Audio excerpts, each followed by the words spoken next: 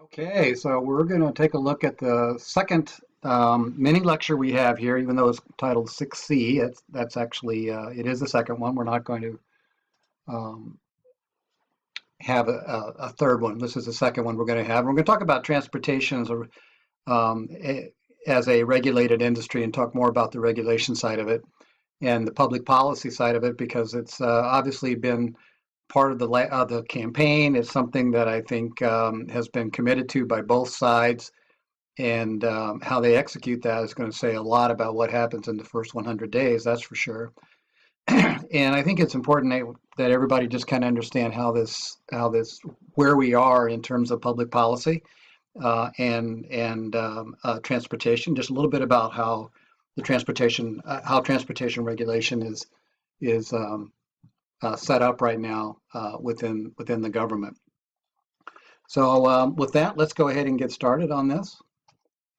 Okay, so let's kind of define what is a policy. Well, policy is exactly what it says right here. It's a definite course of action um, adopted for the sake of expediency, and it's an action adopted and pursued by a government. And the policy is then codified in the U.S. Code. So you can go to the United States Code and you can look up Title 45, which covers the railroads, and Title 49, which covers all the other transportation modes. And you will find the U.S. Code, which is the definite course of action defined and adopted by the government. So that's where you look for these types of things, Title 45 and Title 49. You probably know this already. I don't know if you know that roughly one of every $10 is related to transportation. Um, it's it's uh, it's just the movement itself is the products, the services, the movement of people, but it does not include the infrastructure investment, which is something we're going to talk about. Obviously, that's one of our topics here is infrastructure investment. Infrastructure investment by the modes on any kind of an annual basis runs into close between 150 and $200 billion a year, over and above um, just the cost of the service and the products that are being offered. So it is a major contributor to GDP. It's a major, and then the infrastructure investments on top of that. And one of the things that we know is, um, particularly in the case of rail and pipelines, the more investment they do, the safer the transportation mode becomes. So there's a direct correlation, there's absolute correlation, which you can see in the stats, that shows accident prevention as a result of investment. And the investment is basically right away and maintenance of ways and things like that. So that's what it is. So employment is roughly 7.5% of all the employment in the United States. So it's roughly the fifth largest of all the various sectors. And I think, as we spoke about earlier, the transportation itself is a leading indicator in terms of economic drivers. So it's a leading indicator mainly because transportation is demand driven. So if you have demand, you have transportation associated with that. And so if demand is slacking, then you can extrapolate that the economic impact is going to be whatever that shows.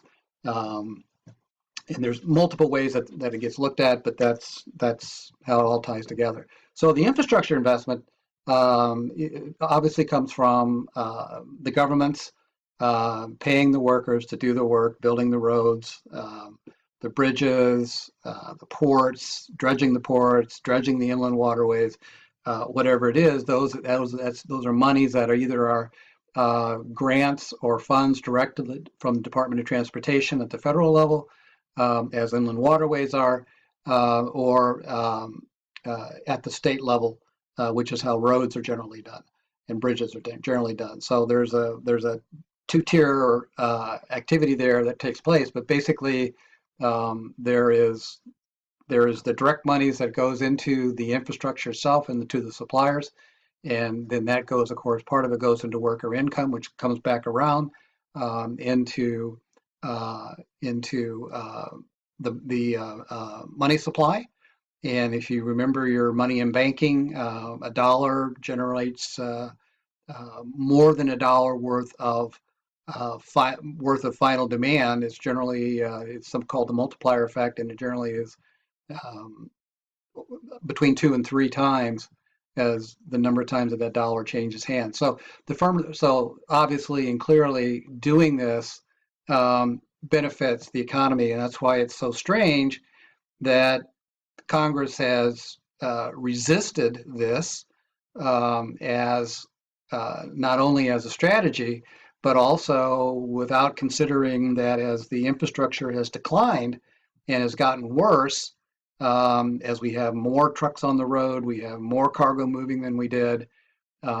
This area has been really doing nothing more than just barely covering the surface of what needs to be done.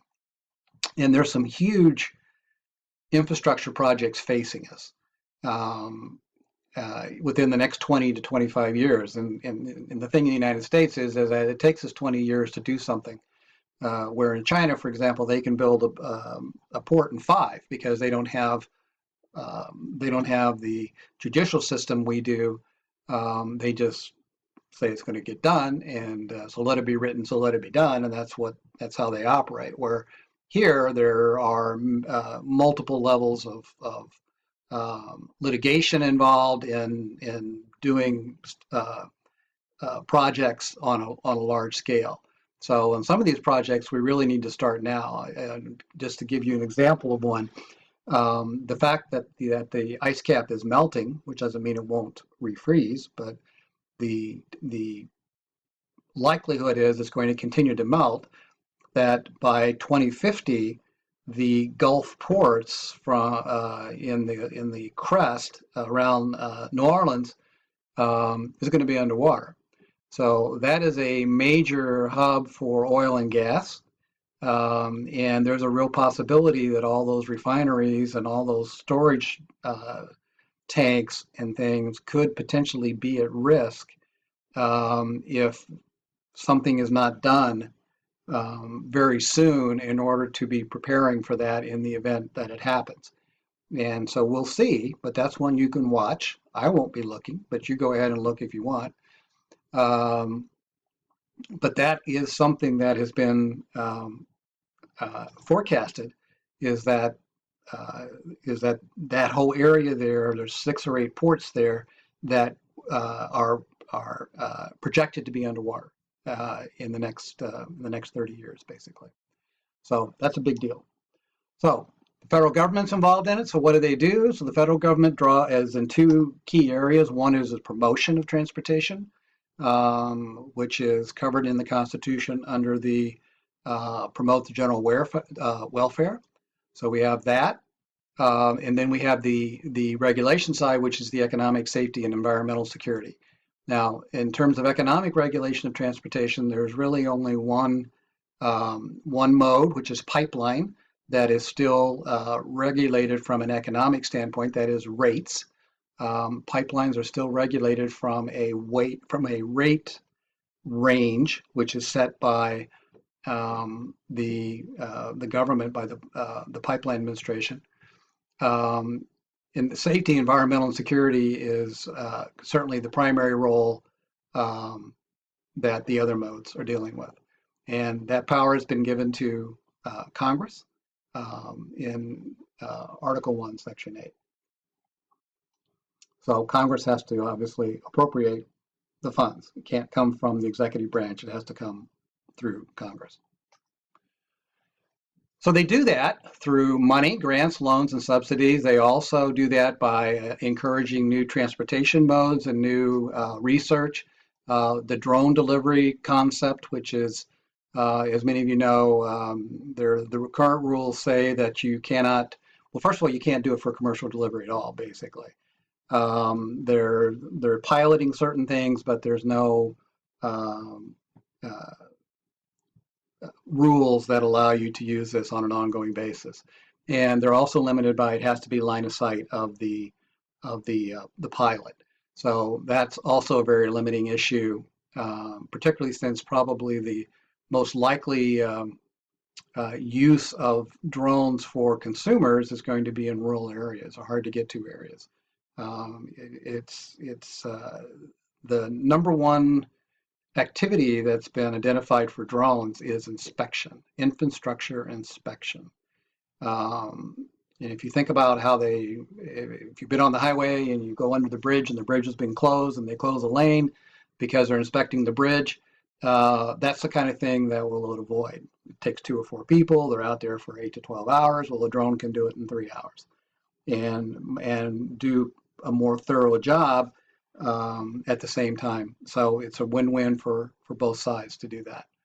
Another example, the federal government did create or encourage the creation of airmail service and airways, and they paid the contractors to carry the mail and encouraged them then to carry passengers along with carrying the mail. So that's a true thing that was encouraged by the government. And the highway system, as we know it today, the interstate highway system was done in the mid-50s. Was subsidized by the U.S. government. That was an outgrowth, of course, of World War II. And the Autobahn network that Germany built, President Eisenhower encouraged the same thing to be built here in the United States for defense purposes. But of course, it turned out to be a huge boon to population mobility and continued expansion, westward expansion, if you will. The other thing is land grants, and the government owns millions and hundreds of millions of acres of land, primarily in the West, and they can then provide land grants to transportation companies and allow them to build railroads or pipelines or whatever, or even highways for that matter, as they see fit under a legislative fiat. Okay, so transportation regulation's been around a long time. It started with the Interstate Commerce Act back in 1887. This is the first regulation of transportation. There actually was an earlier act, which was the Sherman Antitrust Act, which is specifically directed at oil companies and specifically at Standard Oil, which was a dominant player, which was dominating oil production and oil delivery. And so that predates the Interstate Commerce Act, but it was specifically associated with competition and the lack thereof. So that one precedes this, but the first regulation was 1887. So it created the Interstate Commerce Commission. It was the very first national regulatory commission in the history of the nation, and it was focused on ensuring reasonable and just returns. And that's at this time in 1887, of course, we didn't have motor carriage, we didn't have airways, we didn't have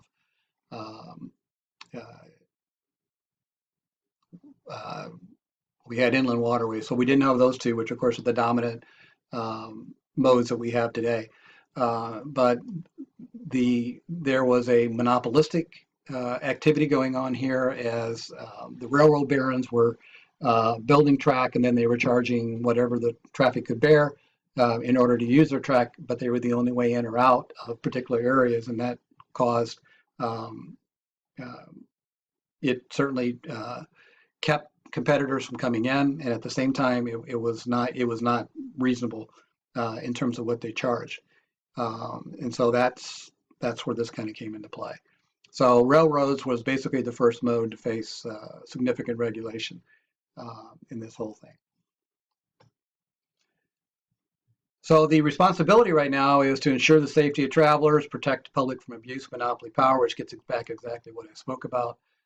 We are not really in a monopoly situation, but we are in an oligopoly situation, which means that there are a few carriers, few very large players, and the large carriers are getting larger through mergers and acquisitions of smaller carriers, as they have either gone out of business due to, in some cases, regulation, or the drop in demand that we've seen here in the last few years after the after the end of the recession. We've never really recovered, as we've already addressed before. We're at the 2.5%, 3% type range. So again, encourage fair competition. Develop. This gets back to the drone type thing. Also, autonomous vehicles is also included and covered underneath here.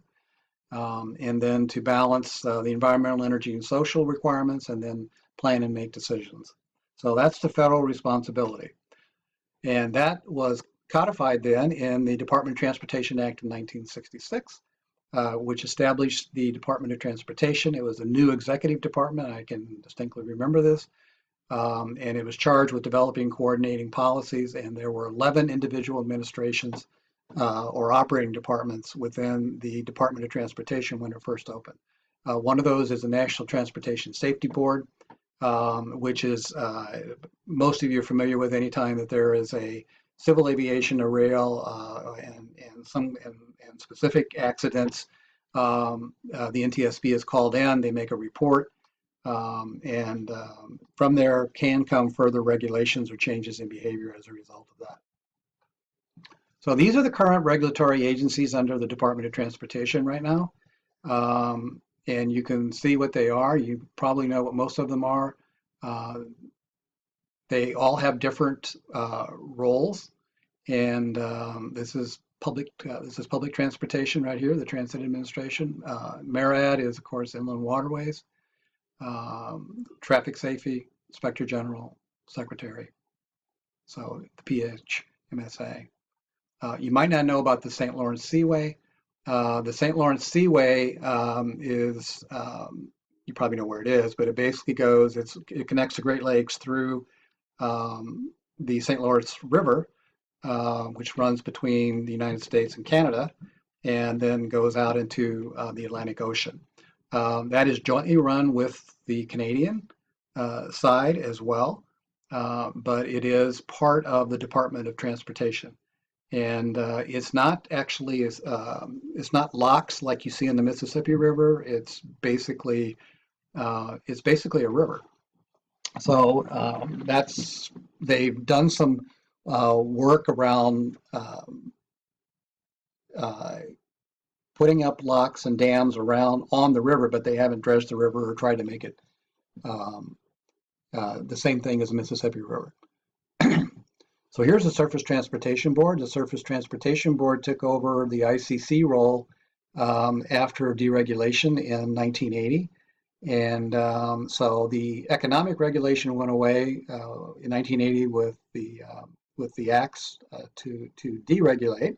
So the economic responsibility of the Interstate Commerce Commission is gone, and is replaced by the Surface Transportation Board. But as you'll see, you're going to see something here in a minute, I think, that will kind of hopefully pull us together. The TSA was under Department of Transportation, was relocated to Homeland Security, as was the Coast Guard.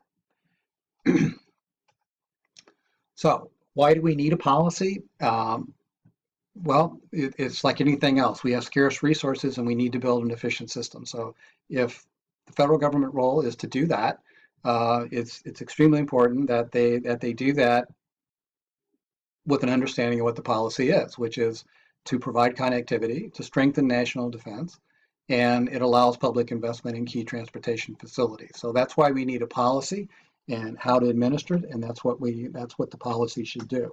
But do we have one? No. If you look at the literal definition of what a policy is, we look back to that first slide and we define what a policy is, that is not what we have right now. What we have is there is no unified policy statement. There are reports, there are visions, but there is no unified policy statement.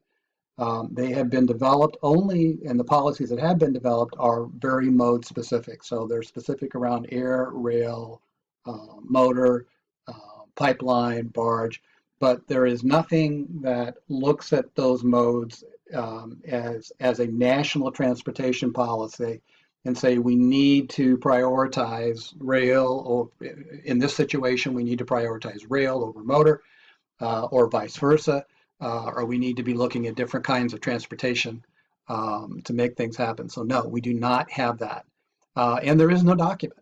So it doesn't exist, and I think, as you already know, it's highly politicized.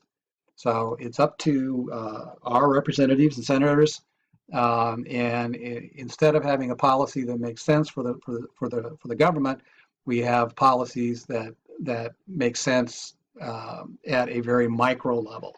And that, as you're going to see at the end of this, I'll show you why I'm bringing that up. On the other hand, if you use the word loosely, we do have a form of a policy, but it's vague and it's piecemeal. I'll show you what it is here in a second. We have a broad model. It's in a variety of documents. It's in a variety of legislation. And this is the problem. You can go out and pick your paragraph, and you can build you could build a national transportation policy. But it's very vague. And again, it doesn't go to the trade-offs between the modes and the trade-offs between what is the policy of the country. If the country's policy is to minimize CO2 emissions, then that directly goes after two of the modes in a big way. But that's not what the policy addresses. It addresses we need to reduce CO2 emissions, which is fine, but it doesn't say anything around we're going to have a transition plan into natural gas, which is the direction that the industry is taking it, regardless of what the feds do. So this is the difference. And so this is missing, and it's causing suboptimal decisions as a result, which we'll talk about here in a minute. So we do have a National Freight Strategic Plan for the period 2014 to 2018. This is it. You can go to the Department of Transportation site and you can do that. And this is what the goals are. Safety, fund the infrastructure deficit, which we are going to get nowhere near. Modernize technology and process innovation. The biggest one here is going to be in the airlines, where they're going to go from the air network that they have today, the air management control, the air control system they have today, and move into satellite tracking, which will better improve the accuracy. It also reduce the time for passenger aircraft, and will actually then cut costs because airlines will be more efficient. This is a long time coming. It's pretty close to coming out. Economic competitiveness, well, that's a function of not only our national transportation policy, but also our economic policy, because our economic competitiveness is a function of demand. So if we're going to affect demand by changing the landscape in one way or the other, it's going to affect this. And of course, these other things too are fine. So here's the problem. The problem is that the statement, the STB, the Surface Transportation Board, who is the author of this policy, doesn't include air. They have no responsibility over air transportation, passenger or cargo. So this is a problem. The fact that it's excluded is a problem. And also exempt carriers. Well, as you probably don't know, but most of the inland and coastal waterways are exempt because they're carrying exempt products. And exempt products would be grains and stone and stuff like that. So they virtually that whole sector is exempt. So this is a problem because both of these fit very closely into any national transportation policy we're going to have. And the other thing is that they don't address everything. The Postal Service is part of the transportation policy, but you won't find it there. Department of Commerce is part of that, but you won't find it there. And then Defense is part of it, and you won't find it there. And then there's a difference between federal and state goals. So again, it's this loosely assembled, vague, general, piecemeal thing that we have, and it's encumbering the country, to really move forward in the direction that perhaps it should. So there it is. It's more informal than it is formal. It's heavily influenced by the political party in power, and it often defers to the rights of the states and the individuals. So what we have is something that looks like this. Sorry, next slide up there. So the policy themes, though, are generally fairly stable. We want to maintain, we want to expand the transportation system. We want to have a sound financial base. That means we want to make sure that the carriers that are out there are getting a just and reasonable return on their investment. Right now, they're all struggling mightily because of the overcapacity situation everywhere.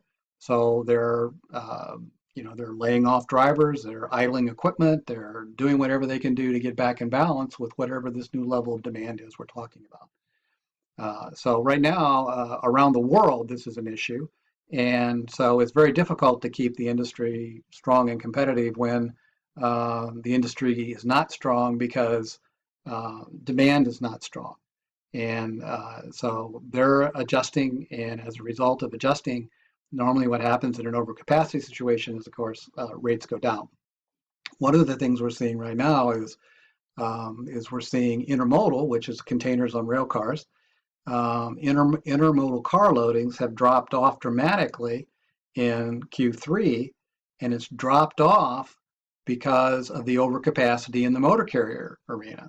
So the intermodal companies, who are the folks who actually buy this capacity on the railroads, are moving this to the roads because it's cheaper now and faster to use a truck than to fight the congestion at the port for an ocean container and then have it delivered. So they're finding that advantage, which used to go to intermodal, is not there, and it's primarily not there because of the congestion on the ports, and most specifically the West Coast ports. And so we're trying to discourage trucks on the roads and use the railroads, but yet in this particular situation, we're actually promoting motor carriage over rail because of the inefficiencies. Okay, so obviously public safety and national security, these are important things. And again, this is, the U.S. has been, in some cases it's in the lead, but lately, certainly it has not been in the lead. The platooning of autonomous vehicles is really started in Europe. They beat us to it big time. And drones started elsewhere. They started in Europe as well. The U.S. is very conservative in this, and of course you have the regulators meeting the tech guys, and that's a natural conflict in and of itself. So technology is driving so much of this now. You think about autonomous cars, you think about drones, you think about any autonomous vehicles of any sort, including ocean liners, railroads, trucks, planes. It's taxis. We're talking about air taxis now. Uber's talking about air taxis. So I mean, all these things are way moving way too fast for the regulators, and so it's going to slow down. It's going to take a while, but industry still has to continue to press. And then, of course, September 11th on the security side. I mean, we're now investigating. We're now checking all cargo, all freight that goes on passenger planes is screened. It didn't used to be that way, but of course it is now. You and I are screened. Our belongings are screened.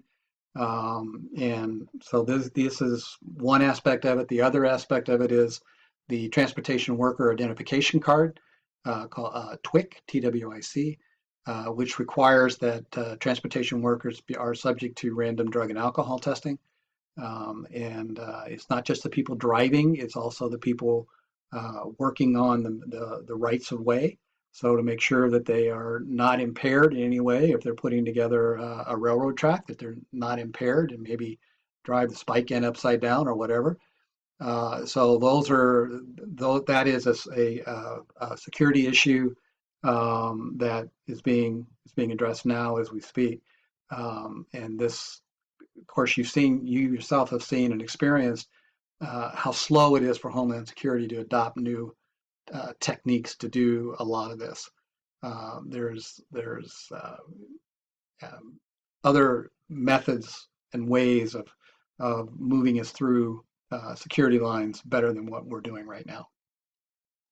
They're testing some of them, but could be better. So that brings me all back to this right here. We talked about how regional policy or transportation policy is being driven by the party in power. We're talking about that there's a conflict between states and the federal government. We've talked about the fact that there is no national transportation policy. There's a series of individual modal policies which do not address the transportation policy. So this is an article that came out of the Wall Street Journal in April of this year, and it's by an academic in Singapore who looked at it. And I'm not taking any position on it. I just want to show you this just to pique your interest in it. But the conclusion is that rather than try to correct the deficit spending and infrastructure spending, we need to figure out where and how we need to spend it, and not focus on we need to fix the roads. We need to fix the roads, but we need to do more than just fix the roads, because the roads are going to tear up again, right? So if you look at what other countries are doing, and part of this is just because of geographic things, but most of the advanced economies are oriented around urban clusters. And those urban clusters, what I call metro cities, which you may call metropolitan statistical areas, MSAs, but the concept is the same, which is most countries are reorienting around urban clusters. And in fact, so is the United States, I would submit to you. And I'm going to show that to you and see if you agree. We know, for example, that China has a policy of 26 megacity clusters. Now, these cities are going to be 20, 30, 40 million people, and much larger than anything we have here. And I'm not encouraging 40 million people in a megacity cluster in the United States. But the concept of megacities is the direction that they're going. Italy has 14, is moving in that range. The UK is looking at this corridor here. And what happens here is, as these clusters, or as this concentration, this demand concentration occurs, keep in mind, manufacturing wants to be close to demand. Your suppliers want to be close to manufacturing because that's where the demand is. And so the transportation network focuses itself around that very same infrastructure. The communication backgrounds do, the advanced industry research does, and literally everything kind of starts to come together in these metropolitan cities. So the issue is, how do you connect the metropolitan cities? And I would submit to you, it's not 50 states cannot do that, and the political parties cannot do that. So the question is if that's agreed upon, and I'm not the only one who's saying this by far, then there's a need to approach this in a different way. So let me show you. Let me show you what the hypothesis is. So this is the hypothesis right here. You can see the gentleman here. His name is Khanna, Dr. Khanna. He's a senior fellow at Singapore University. So here's what he's done. You can see here. You can see the cities. You can see the maps, and you can see the routes that he has identified in his research that need to be connected. Which is not saying it's just extraordinarily interesting to look at this. And from our standpoint, from the standpoint of St. Louis, you can see that there's 4 intersecting routes here. Well, actually 5. 1, 2, 3, 4, 5. So there's 5 intersecting routes here in St. Louis, which probably, and there's only like 4 in Chicago. So I mean, there's more routes that come through St. Louis, which makes geographic sense if you think about it. Than literally almost anybody. So that gives you an idea of how, if we looked at this in some way, but the key thing here is this is high-speed rail. So what he's not talking about passenger rail here. He's talking about cargo rail. And there's already been work done in Europe, particularly in the Netherlands, on high-speed cargo rail. Of course, Netherlands is a very small country, but they are running pilots right now. It's called the Delft, D-E-L-F-T. If you've heard of Delft tile, it's a Delft pilot, which is a high-speed rail. where it stops along the way. And what they're kind of what some of the proposals are is the Hyperloop, which the Hyperloop is the below ground um, tunnel where the equipment is moving at a very high rate of speed and going from point A to point B. So the connectors would be from here to here or to Denver or whatever it is, and then from there it would be sorted, segregated, and then delivered out from there. So he's overlaid here the urban corridors he's defined. He's defined the current railroads in here, which are these lines right here, and then he's proposed a high-speed rail connection to connect these states. And you may say, well, that's never going to happen, and it may not. No argument there. But the point is that if you look at this, you're crossing state lines all the way around here. So it's saying we don't need to have 6 ports along this crest right here for oil and gas. We need to have this port here, and this port here, and this port here. We don't need all these ports here. We need to focus on a regional solution that's here, here, and here, and that's it. But you can't delegate that to the states because the states don't move like that. We have the same issues here in St. Louis between Illinois and Missouri. They're fighting over the grant money because it benefits their state versus benefiting the region. So regional cooperation is the name of the game in this, and that there's lots of barriers and hurdles to clear. I mean, for example, Utah actually mines coal, as you might know. And they were going to send the coal to Oakland and build a a terminal there for it, a coal terminal there for it, which are big and ugly and stink. And Oakland said, no, not in my backyard. So they can't take it there now. So should that be allowed? Is that a restraint of interstate commerce? What is that? So that's kind of the challenge. So ultimately, you have to go this way now. So this is LA. They did not want to build a new railroad connector from the port of LA. Well, the number of containers going through here is so enormous that the congestion is just incredible. It take a week. There's not enough chassis. There's not enough drivers. There's not enough anything to get product out of there. So there are regional issues here that what happens in LA affects the nation. What happens there affects the nation. What happens in the New York ports affects the nation. What happens in these other ports does too.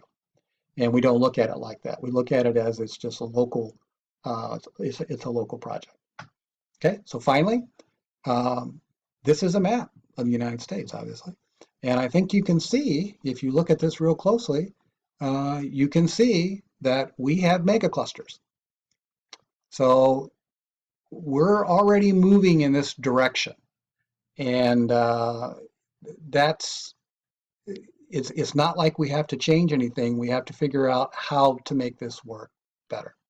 So this is where we need leadership in public policy, and we need leadership in government, and we need regional cooperation to do whatever we can do to make this come together and spend our money wisely. So now we're getting down to the last slide. So the future policy issues are going to be focusing on these, are already focused on this. This is getting a lot of attention within the regulators. Congestion reduction. You may or may not know, but the intersection around Busch Stadium is one of the worst congested highway intersections in the country, in the top 10. Safety is being re-emphasized heavily. Intermodal transportation, again, the car loadings are way up, but I mean, right now the pricing is going the other way. High-speed rail. There was an approach by the Obama administration to put high-speed rail in for passengers. That's what I would personally, that's dubious, has dubious benefits. But high-speed rail for cargo does have benefits. Alternative fuel, obviously, we're talking about that, and then the funding mechanisms to make this work. So all this kind of comes together, and I think we have a ways to go. But that's what I wanted to tell you about where we are from a policy perspective. We have two cases this week that are transportation related. And good luck with them, and I'll send you some notes and attach some notes to them so you can look at them. So that's it for that, and we'll be back with week 7.